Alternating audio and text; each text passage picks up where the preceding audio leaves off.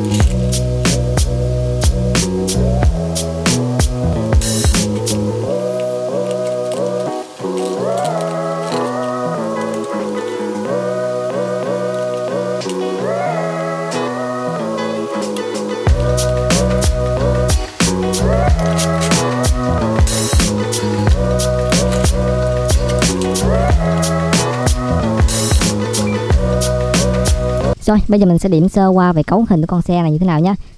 Rớt mẹ mắc cái này rồi. Cái này dễ rớt quá. Cấu hình của con xe này cũng đơn giản thôi anh em, một cấu hình cơ bản. Nó sử dụng 2 cầu.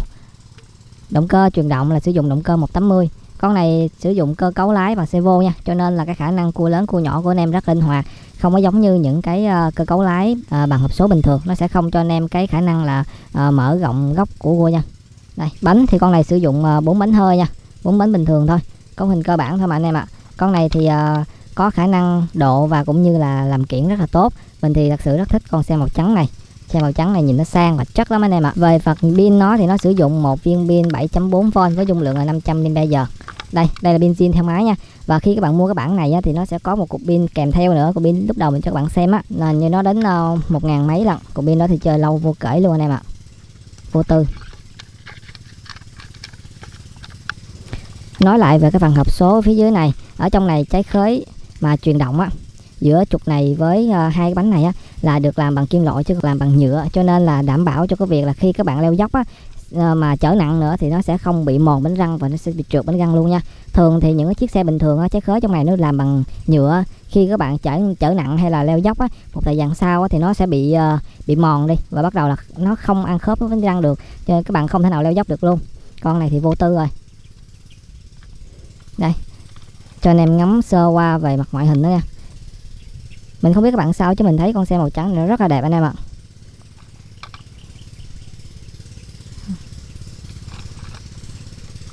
Phía trước này thì nó sử dụng đèn màu vàng nha, chứ không phải là đèn màu trắng.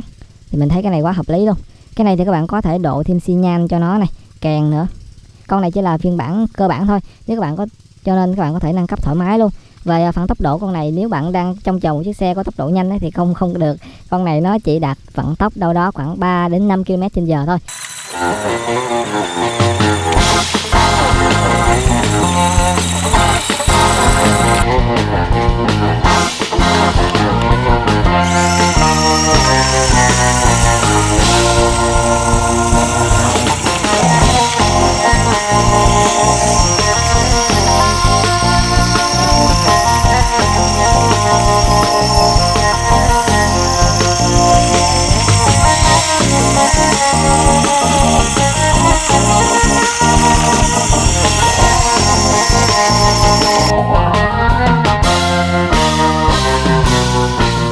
Chủ yếu là con này sử dụng để leo trèo và bườn thôi anh em ạ.